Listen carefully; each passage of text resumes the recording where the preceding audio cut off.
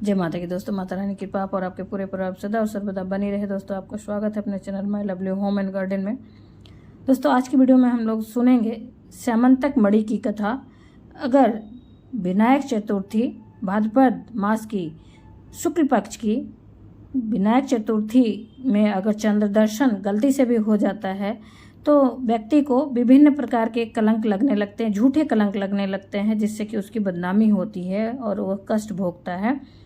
तो अगर दर्शन कर लेता है तो उस पाप से मुक्त कैसे हो, और उस पाप से मुक्ति के लिए इस कथा को अवश्य ही सुनना चाहिए। गणेश चतुर्थी के दिन, ये विनायक चतुर्थी जो भाद्रपद मास की पड़ती है उस दिन अवश्य सुनना चाहिए, जिससे अगर भूलवश भी अगर दर्शन हो जाते हैं चंद्रमा के तो उस दोष से मुक्ति मिल सके। तो आइए चलिए बिना देर करते हुए उस कथा को सुनते हैं। लेकिन उसके पहले आपसे अनुरोध है कि अगर इस वीडियो की कोई भी जानकारी आपको उपयोगी लगे तो लाइक करना न भूलें, अपने फ्रेंड्स और फैमिली में शेयर करना भी न भूलें। आप पहली बार मेरे चैनल पर आए हैं तो मेरे चैनल को सब्सक्राइब करें, बेल नोटिफिकेशन अवश्य ही दबाएं, जिससे आने वाली वीडियो की जानकारी आपको सर्वप्रथम प्राप्त हो सके। दोस्तों, फिर कोई भी प्रश्न या सुझाव हो या किसी भी तीज त्योहार से संबंधित वीडियो आप देखना चाहते हैं तो आप अवश्य कमेंट बॉक्स में लिख सकते हैं। दोस्तों, तो चलिए हम लोग बिना देर किए कथा को सुनते हैं। एक बार नंद किशोर ने सनत कुमारों से कहा कि चौथ की चंद्रमा के दर्शन करने से श्री कृष्ण पर जो लांछन लगा था वह सिद्धि विनायक व्रत करने से ही दूर हुआ था। ऐसा सुनकर सनत कुमारों ने आश्चर्य व्यक्त किया और आश्चर्य व्यक्त करते हुए कहा कि ऐसा क्या था इस चतुर्थी में, और ऐसा क्या मतलब उन्होंने किया कि इस दोष से उन्हें मुक्ति मिली। उन्होंने पूर्ण ब्रह्म कृष्ण को कलंक लगने की कथा पूछी तो नंद किशोर ने बताया, एक बार जरासंध के भय से श्री कृष्ण समुद्र के मध्य नगरी बसाकर रहने लगे। इसी नगरी का नाम आजकल द्वारकापुरी है। द्वारकापुरी में निवास करने वाले सत्राजित यादव ने सूर्य नारायण की आराधना की। तब भगवान सूर्य नारायण ने उसे नित्य 8 बार सोना देने वाले स्यामंतक नामक मणि अपने गले से उतार कर दे दी। मणि पाकर सत्राजित यादव जब समाज में गया तो श्री कृष्ण ने उस मणि को प्राप्त करने की इच्छा व्यक्त की। सत्राजित ने वह मणि श्री कृष्ण को न देकर अपने भाई प्रसेनजीत को दे दी। एक दिन प्रसेनजीत घोड़े पर चढ़कर शिकार करने के लिए गया। वहां एक शेर ने उसे मार डाला और मणि ले ली।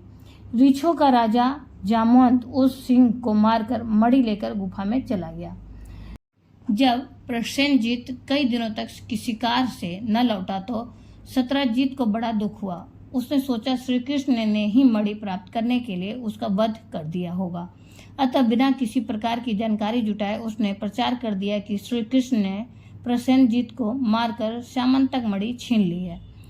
इस लोक निंदा के निवारण के लिए श्री कृष्ण जी ने बहुत से लोगों के साथ प्रसेनजीत को ढूंढने वन में गए। वहां पर प्रसेनजीत को शेर द्वारा मारा जाने का निशान उन्हें मिला। फिर शेर को रीछ द्वारा मारने के चिन्ह भी उन्हें मिल गए। रीछ के पैरों की खोज करते करते वे जामवंत की गुफा पर पहुंचे और गुफा के भीतर चले गए। वहां उन्होंने देखा कि जामवंत की पुत्री उस मणि से खेल रही है। श्री कृष्ण को देखते ही जामवंत युद्ध के लिए तैयार हो गया और युद्ध छिड़ गया। गुफा के बाहर श्री कृष्ण के साथियों ने उनकी 7 दिन तक प्रतीक्षा की। फिर वे लोग उन्हें मर गया जानकर पश्चाताप करते हुए द्वारकापुरी लौट गए।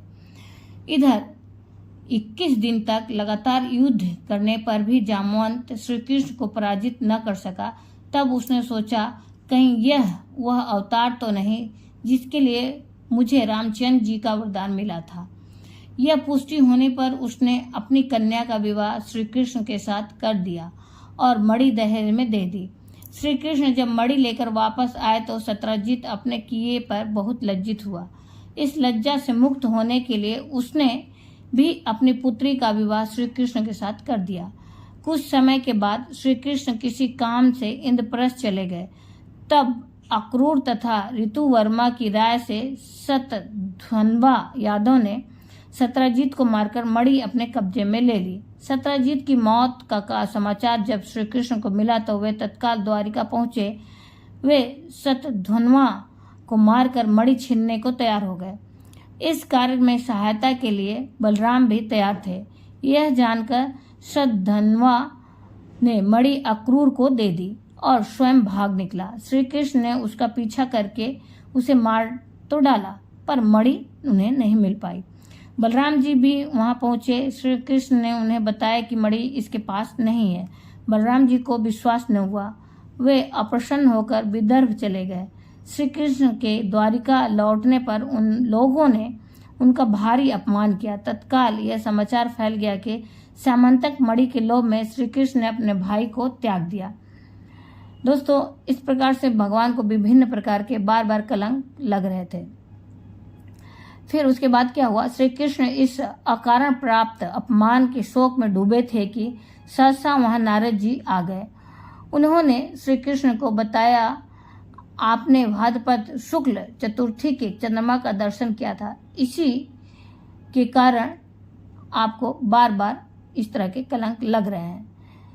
तब श्री कृष्ण ने पूछा, चौथ के चंद्रमा में ऐसा क्या हो गया है जिसके कारण उसके दर्शन मात्र से मनुष्य कलंकित होता है।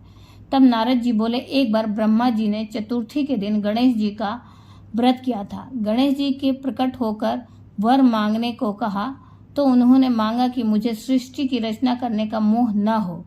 गणेश जी ज्यों ही तथास्तु कहकर चलने लगे। उनके विचित्र व्यक्तित्व को देखकर चंद्रमा ने उपहास किया। इस पर गणेश जी ने रुष्ट होकर चंद्रमा को शाप दिया कि आज से कोई तुम्हारा मुख नहीं देखना चाहेगा। शाप देकर गणेश जी अपने लोक चले गए और चंद्रमा मान सरोवर की कुमुदनियों में जा छिपा। चंद्रमा के बिना प्राणियों को बड़ा कष्ट हुआ। उनके कष्ट को देखकर ब्रह्मा जी की आज्ञा से सारे देवताओं के व्रत से प्रसन्न होकर गणेश जी ने वरदान दिया कि अब चंद्रमा शाप से मुक्त हो जाएगा। पर भाद्रपद शुक्ल चतुर्थी को जो भी चंद्रमा के दर्शन करेगा उसे चोरी आदि का झूठा लांछन जरूर लगेगा, किंतु जो मनुष्य प्रत्येक द्वितीया को चंद्र दर्शन करता रहेगा वह इस लांछन से बच जाएगा। इस चतुर्थी के सिद्धि विनायक व्रत करने से सारे दोष छूट जाएंगे। यह सुनकर देवता अपने अपने स्थान को चले गए। इस प्रकार भाद्रपद शुक्ल चतुर्थी को चंद्रमा के दर्शन करने से आपको यह कलंक लगा है। तब श्री कृष्ण ने कलंक से मुक्त होने के लिए यही व्रत किया था। कुरुक्षेत्र के युद्ध में युधिष्ठिर ने भगवान श्री कृष्ण से पूछा, भगवान, मनुष्य की मनोकामना सिद्धि का कौन सा उपाय है? किस प्रकार मनुष्य धन, पुत्र, सौभाग्य तथा विजय प्राप्त कर सकता है? यह सुनकर श्री कृष्ण ने उत्तर दिया, यदि तुम पार्वती पुत्र श्री गणेश का विधिवत पूजन करो तो निश्चय ही तुम्हें सब कुछ प्राप्त हो जाएगा। तब श्री कृष्ण की आज्ञा से युधिष्ठिर जी ने गणेश जी का व्रत करके महाभारत का युद्ध जीता था। दोस्तों, भगवान श्री गणेश की जिस प्रकार कृपा युधिष्ठिर और श्री कृष्ण जी पे हुई, इसी प्रकार से भगवान से मेरी प्रार्थना है कि कहानी कहने, सुनने और हुंकारे भरने वाले के जीवन में भी सारी खुशियां प्रदान करें और अपना विशेष कृपा बनाएं और अपने सानिध्य में रखें। तो बोलिए गौरी पुत्र गणेश जी की जय। दोस्तों, इसके पहले वीडियो में आपको चंद्र दर्शन वर्जित का समय और पूजा विधि का भी वीडियो पहले से ही ऑलरेडी मेरे चैनल पे पड़ा हुआ है, आप वहां से देख सकते हैं।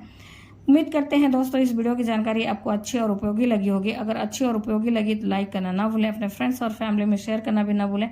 आप पहली बार मेरे चैनल पे आए हैं तो मेरे चैनल को सब्सक्राइब करना भी ना भूलें। धन्यवाद दोस्तों, फिर मिलते हैं एक नई जानकारी के साथ नए वीडियो में। तब तक के लिए जय माता की और फिर से गणेश चतुर्थी की बहुत सारी शुभकामनाएं दोस्तों। धन्यवाद दोस्तों।